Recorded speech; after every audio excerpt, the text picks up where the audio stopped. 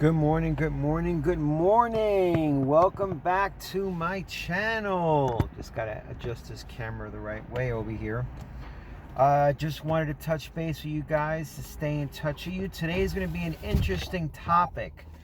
And basically, it's about actually saving money in the gig economy, especially when you're dealing with very, very high levels of uncertainty in the market. If you like anything on my channel today, leave me 2 thumbs up.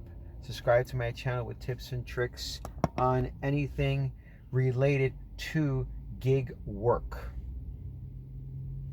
So basically, I came across something that was very, very interesting, and probably you guys already know about it. I know I've said it to some other people. Some people know about it, some people don't. But if you work in the gig economy, what's really sometimes very hard is the level of uncertainty with the income flow in the gig economy. You can work a certain level of time, but at the end, whatever the output is of the money that you make is not always very consistent. There's no real actual dollar amount that you can say that you're going to actually make. And this is something that I've been wrestling with for many years, and now I've just got it down to a level where I just work the time, and whatever money I make, I make. That's the only thing that I have really control over. So if I can put in 40 hours a week and work the time, whatever I make every 40 hours a week is what I make within that particular week. And right now I'm just basically multi-apping, just getting ready to see what's out here, see what I could possibly get.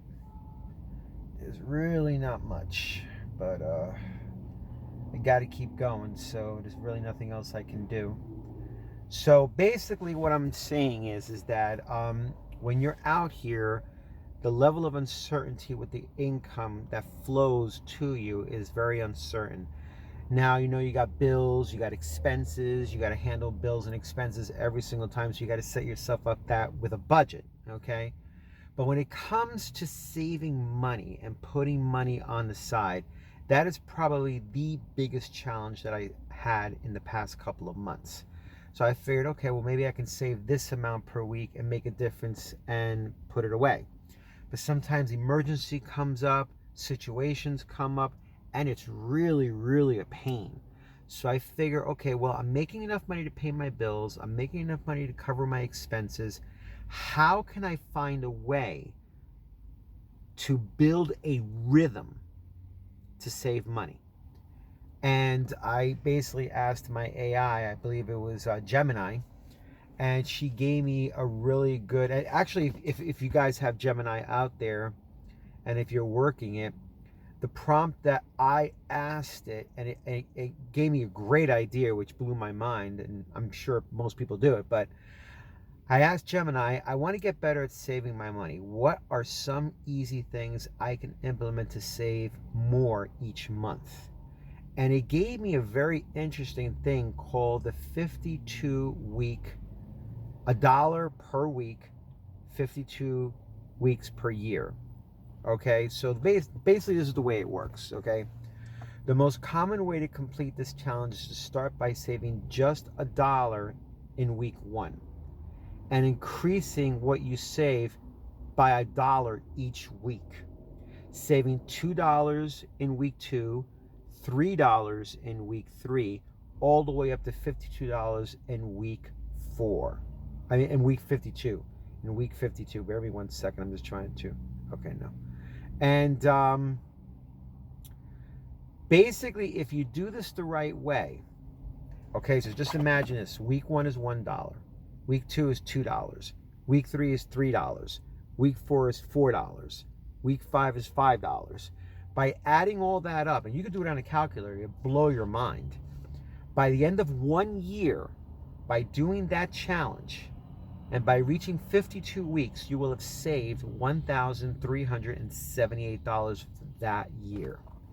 Blew my mind. Now, of course, if you want to leave some information in the comments below, if you guys actually save this way, that's great. I never knew about the savings. And it almost kind of reminds me of a 401k.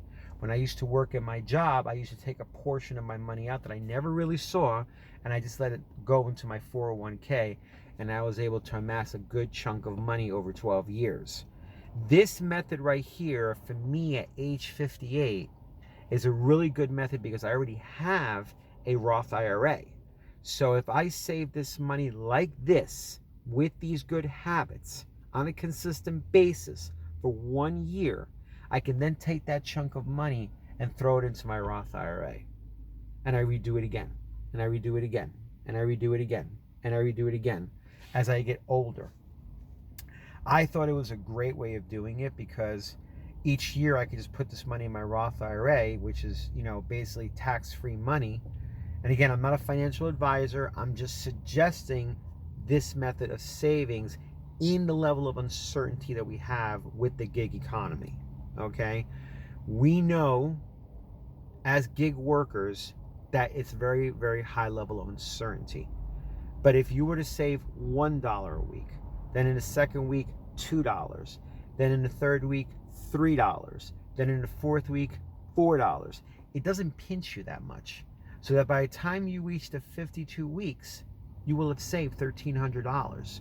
And if you put in a good investment, or you could use it for emergency funds, or you could use it for whatever you want. My more concern was a way to save money that doesn't impact my pocket too much, but still grows over time. And I thought this was a great idea. And I just wanted to share it with you guys. I mean, this is something that could definitely work for a gig worker because, again, with the high levels of uncertainty, if I said to myself I wanted to save $25 a week or $50 a week, it's very, very uncertain because it depends on how that week is.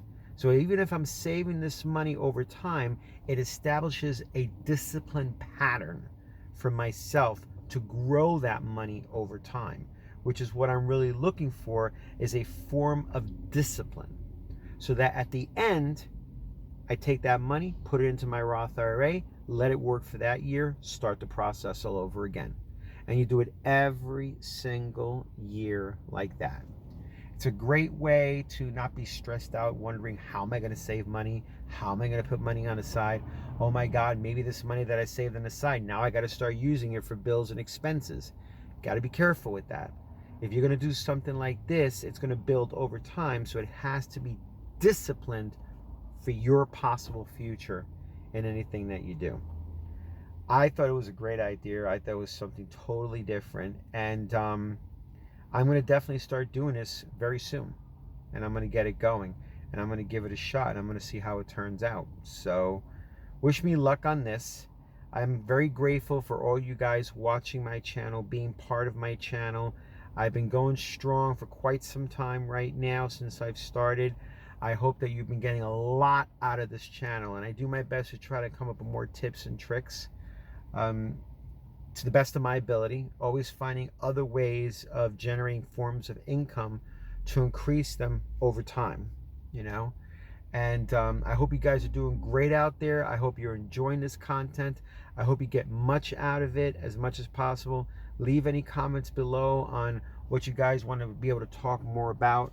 The last time I talked about tip baiting, anything that comes to your mind that you feel could help you.